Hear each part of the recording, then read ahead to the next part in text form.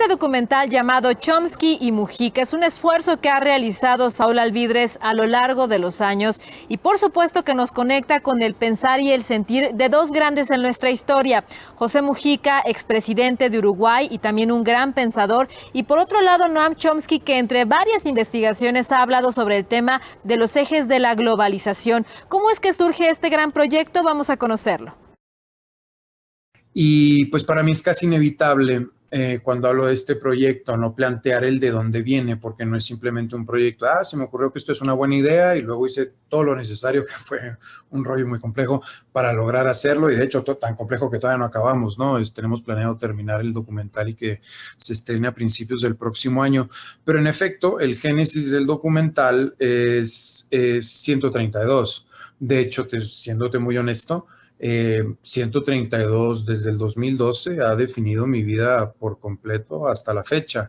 Eso me ha llevado a pues tomar un camino un tanto extraño, porque bueno, después de lo de 132, para mí políticamente yo estaba completamente bloqueado, era un apestado político, algo que para mí siempre fue muy injusto, porque pues bueno, no fue hasta un año después que se descubrió que era una operación encubierta del CISEN. Pero bueno, yo políticamente estaba completamente bloqueado, estaba recibiendo un montón de llamadas de amenazas de muerte, me persiguieron un par de veces en el auto. Yo en ese momento estaba terminando mi último semestre en el Tecnológico de Monterrey, estudiando Derecho y Economía. Pero bueno, justo una semana antes de que empezara Yo Soy 132 había fallecido mi padre, mientras se cruzaron esas dos cosas yo no pude ir a asistir a varias clases y pues básicamente el TEC de Monterrey me dijo este semestre no vale. Y bueno, simplemente decidí ya no seguir, eran muchas cuestiones y aparte, de hecho, también había fallecido mi madre en el 2007 y me hizo exactamente lo mismo el TEC de Monterrey. También perdí ahí un semestre porque no pude presentar exámenes. Entonces, pues con todas esas circunstancias y honestamente a nivel personal, yo tenía 24 años entonces y el tema de un escándalo mediático de ese tamaño, para mí, para la edad que tenía, era algo muy, muy complejo. Insisto, sumado con las amenazas de muerte, la expectativa política que tenía, que se había derrumbado y que ahora no solo no era invitado, sino había una relativa aversión. Y bueno, la cuestión académica, y pues yo sentía que como que todo se caía. Y entonces me fui a Sudamérica, estuve allá 4 años estudiando muchísimo, honestamente lo que no he estudiado en mi vida, o sobre todo cosas que no he estudiado nunca, sociología, política, historia, mucho sobre tecnología, mucho sobre ciencia. De hecho, posterior al proyecto de Chomsky Mujica, ya estamos trabajando en eso. Estoy trabajando ahorita una serie de televisión precisamente sobre tecnología y disrupciones sociales de aquí al 2050. Y que viene precisamente de todo ese estudio ahí en Sudamérica, particularmente estudio en Ecuador, Uruguay, Bolivia, Colombia, Argentina. Y pues aprendiendo muchísimo, allá a diferencia de México, tuve la oportunidad también porque soy muy terco, pues de conocer a mucha gente, a muchos presidentes, porque a diferencia de México, que allá me entendían como un refugiado político, me explico, o sea, la cosa se veía precisamente al revés. Entonces, pues eso me abrió muchas puertas y sobre todo me abrió muchas puertas el discurso que desde entonces tenía y que hasta la fecha, que es que yo estoy muy seriamente preocupado, no lo digo con alarmismo ni con ganas de hacer un discurso grandilocuente, de que verdaderamente yo creo que las próximas 3 décadas son determinantes para evitar el colapso civilizatorio, y lo cual hace evidente que a nosotros los millennials y centennials pues somos los herederos de ese momento, precisamente el momento más difícil de la historia de la humanidad. Nosotros somos ecológica, económica, política y socialmente insostenibles, y en particular hay 3 retos que se avecinan y que desafortunadamente, por ejemplo, veo en los partidos progresistas, conservadores o no, o en la gente, en los políticos jóvenes, no veo este tipo de cuestiones. Nadie está hablando, porque piensan que eso ya se acabó, pero es falta de información, del tema del riesgo de una guerra nuclear. Eso ya es más conocido. Segundo problema importantísimo es evidentemente la cuestión ecológica. Eso ya ahorita ya es un poco más conocido, ya no está en las gradas, ¿no? Pero algo de lo que sí no se habla prácticamente nadie, a menos de que te vayas a intelectuales o científicos muy específicos, de la disrupción tecnológica que vamos a vivir en los próximos años, particularmente a partir de la inteligencia artificial y la biología sintética, entre otro montón de cosas. Entonces, con ese discurso y con esa inquietud fue que yo estuve ahí bastantes años en Sudamérica, conociendo mucha gente y honestamente aprendiendo mucho. Y bueno, la perspectiva que yo tenía de la política previo a Yo Soy 132, pues era como comentaba en la FIL, una perspectiva como creo que la tienen la mayoría, desafortunadamente, una perspectiva de grillo, ¿no? Regularmente para el 99% de los políticos que yo conozco, incluso fuera de este país, su proyecto político son ellos mismos y no están impulsando en realidad ideas más allá pues de tener el poder, porque es lo que conciben que sería interesante, ¿no? Entonces, bueno, yo este tipo de hacer política no me gusta. Yo digo que aparte Noam Chomsky, Pepe Mujica, Juliana Sánchez es otro héroe mío, porque esta película, y lo digo con mucho orgullo, el documental de Chomsky Mujica, pues es mi primer documental y el documental con las dos personas que yo más admiro.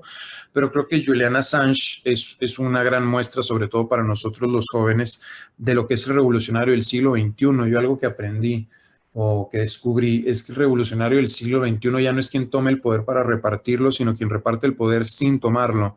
Y ese es un gran ejemplo, Julian Assange. Entonces, pues bueno, esto es un poco la historia de por qué el documental, de dónde sale y pues también lo que viene después del documental. Te digo, mi preocupación fundamental es esa y mi enfoque es Millennials y Centennials.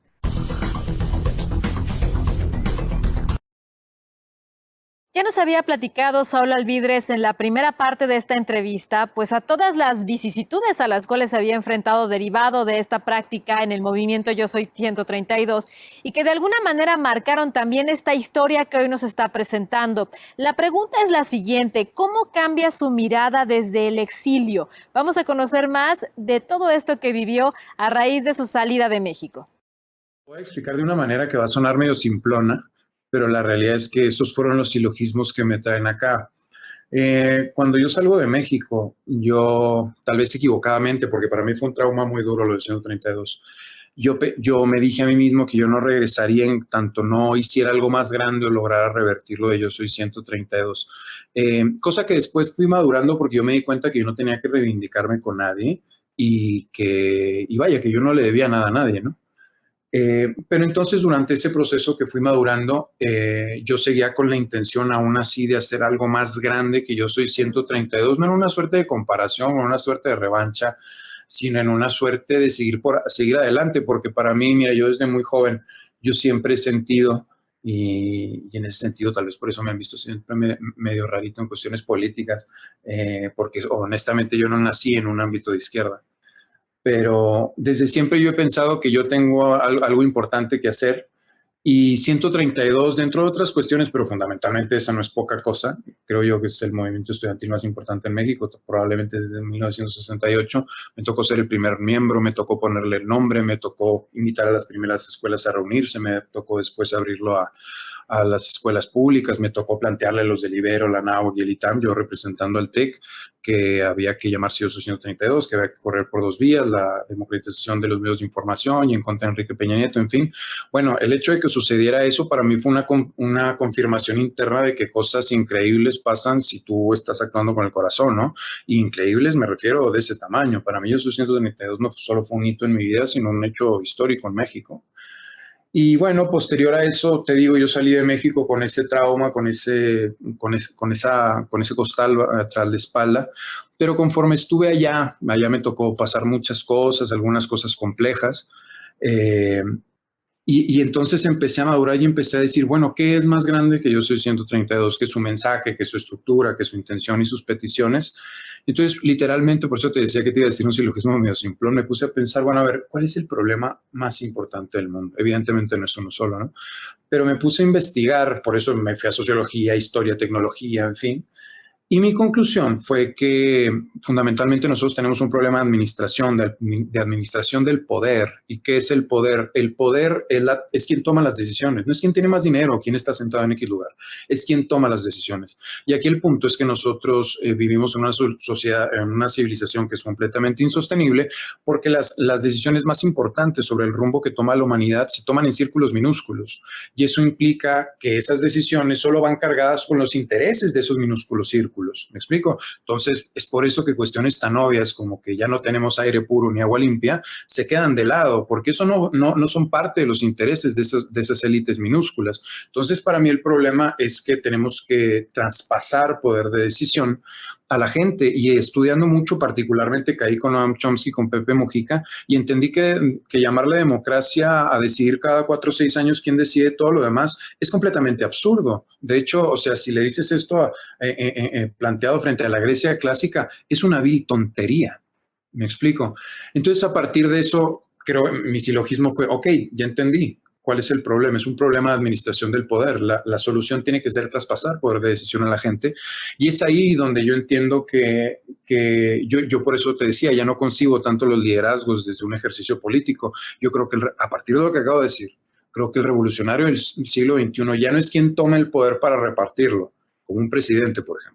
Es quien reparte el poder sin tomarlo. Es decir, es el que logra traspasar poder de decisión a la gente sin estar él por encima de los demás. Por eso a mí honestamente los grillos en general los detesto. A la gente que hace política en general los detesto, porque es gente que quiere gobernar a otras personas, y eso me parece lo más antirrevolucionario del mundo, ¿no? Entonces mi revolución, mi intento de participar en todo esto que se está configurando, sobre todo en los próximos 30 años, y como millennial que soy, es precisamente impulsar que la democracia sea participativa. Yo sé que es redundante, es absurdo. Si la democracia no es participativa, no es democracia, pero estamos en una degradación tal del concepto que es necesario llamarlo de esa manera, ¿no? Entonces, pues vaya, esos son mis ejes, esa es la razón, la manera en la que yo llegué a pensar en todo esto, y fue la manera en la que pude insertar un diálogo fluido y pues que embonara con las ideas de Noam Chomsky, de Pepe Mujica y de mucha gente más,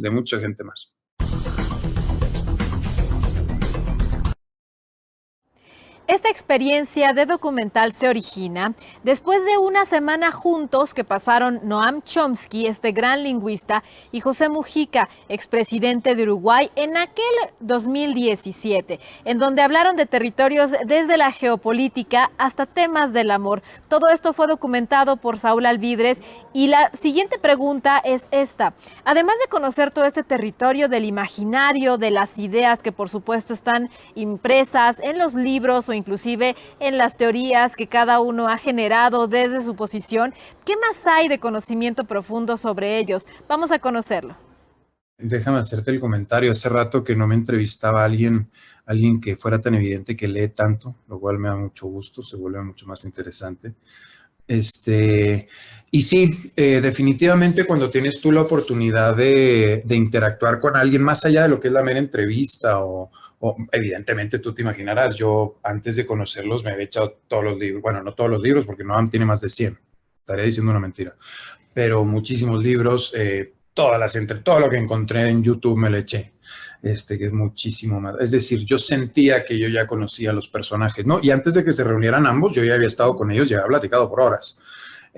Pero aún así, al margen de esa imagen que uno puede tener desde fuera, el hecho de conocerlos sin duda es una experiencia muy diferente. Y particularmente cuando son dos personajes tan particulares, pues sin duda es una experiencia. Mira, Pepe, de entrada yo digo que es el filósofo poeta de pueblo, porque es una persona que yo le encuentro una capacidad de decir lo más complejo, no solo de una manera sencilla, sino aparte de una manera hermosa. Y es una persona que yo te podría decir, creo que esto, sin embargo, sí se ve allá afuera, pero cuando lo ves en persona y cuando lo tienes enfrente es mucho más imponente. Ese señor es pura pasión. Pura pasión. Obviamente es un tipo tremendamente inteligente, es un conocedor de la Grecia clásica tremenda, que es una de las cosas que me enamoran de su discurso y de lo que más platicábamos precisamente. Es un tipo, es congruencia pura. Es congruencia pura, es impresionante. Y cuando llegas a tener esos momentos, porque aparte es un tipo muy risueño, mueve, manotea, cuenta chistes, cuando llegas a generar esa conexión, que no necesariamente es fácil, porque pues, él es un tipo también a su vez reservado, lo que no le gusta, y él se maneja como se maneja, ¿no? Pero cuando logras esa conexión, vaya, es un personaje impresionante. Yo he escuchado que mucha gente dice que quisiera todo el mundo que él fuera su abuelo. Pues vaya, o sea, es mucho más que eso. Platicar con él es impresionante. Y por otro lado, Noam Chomsky, es igual, cuando hablas con él te das cuenta que estás hablando con un personaje de otro nivel, por lo menos intelectualmente. No solo es una biblioteca andante, es un tipo que, y al margen de la edad, hablamos de que Pepe debe tener 86, Noam debe tener ahorita 93, una lucidez y una inteligencia. No basta saber mucho como para darse cuenta que ese cerebro funciona de otra manera. Sin duda, una de las mentes más brillantes de la historia de la humanidad. Pero aparte con un contraste bien interesante, una humildad brutal, una humildad de Noam, nunca se pone en medio, siempre todo por favor, con permiso, no es alguien que se haga menos, pero nunca se plantea por encima de los demás, una humildad y una persona, diría mi papá, una persona muy fina, muy fina. Y por otro lado, Noam es conocido que él es muy hermético en cuanto a su vida personal. Sin embargo, pues acá una de las parte de la planeación para lograr que dos grandes amigos que nunca se habían visto, así lo decía yo, se reunieran, pues también invitamos a sus esposas, tú sabes, como para romper un poquito el hielo y darle otra tonalidad, no tan, pues como de convivencia familiar, ¿sabes? Más que algo así muy acartonado, muy horizontal. Y ahí descubrí a un Noam que, ojo, yo no lo he visto eso en ningún otro lado y eso va a ser una de las cosas especiales del documental. Yo vi a Noam contando chistes. Es un tipo particularmente, pues es muy inteligente, ¿no? Es un tipo particularmente simpático, honestamente. Y contando un montón de historias personales que, créeme, como gran conocedor que soy, no las vas a ver en ningún lado. Historias personales sobre cuestiones muy profundas, sobre la muerte de sus seres más queridos, es un romántico, está enamorado de su esposa Valeria de una manera que no tienes idea, es un romántico increíble, algo que yo tampoco me imaginé ver. Y pues así van saliendo un montón de cosas y luego, pues también en una suerte medio piromaníaca, yo también quería ver, pues, qué pasa si juntas estos dos, ¿no? Y eso también tiene unos elementos interesantísimos. Hay algunas, no confrontaciones, pero sí hay debate, sí hay puntos de divergencia y hay otros puntos de complementariedad increíbles. Ha sido toda una experiencia y en realidad conocer ese tipo de personajes es algo impresionante. Ahorita mencionabas, por ejemplo, a Roger, bueno, más bien a lo de Pink Floyd, ese también, él he tenido, digo, con Pepe y con Adam han sido horas y horas y horas. Con Roger Waters la oportunidad ha sido de tener varios FaceTime, fíjate, por FaceTime, así de abierto y sí, márcame. No sé, unos 5 o 7 veces he podido platicar con él. Seguimos trabajando, te digo que todavía no terminamos el documental, pero igual, una persona tremendamente abierta, muy easygoing, muy simpático, muy risueño. Comentaba en la Feria en la Feria Internacional del Libro que hace poquito para una película sobre Instagram, Mark Zuckerberg le ofreció una suma millonaria para los derechos de una de sus canciones más famosas y él públicamente le dijo que no, que se va al demonio, que no le interesa. Y sin embargo acá, lo digo con un orgullo enorme y que no tiene que ver conmigo, obviamente, es porque él admira tremendamente a Noam Chomsky y a Pepe Mujica, pero de todos modos se lo agradezco a nivel personal. Él está haciendo, o sea, literal, él no le interesa cobrar un peso, él está apoyando todo lo que pueda y pues son el tipo de satisfacciones que así, por ejemplo, como yo soy 132, te decía, pues te confirman que en realidad nada es imposible, ojo. Sí, también sé todo lo que hay detrás para eso. Y yo lo resumo, tal vez equivocadamente, con la palabra terquedad. Creo que lo correcto es tenacidad. Pero yo creo que, lo decía también en la FIL, todo es imposible hasta que casi lo haces.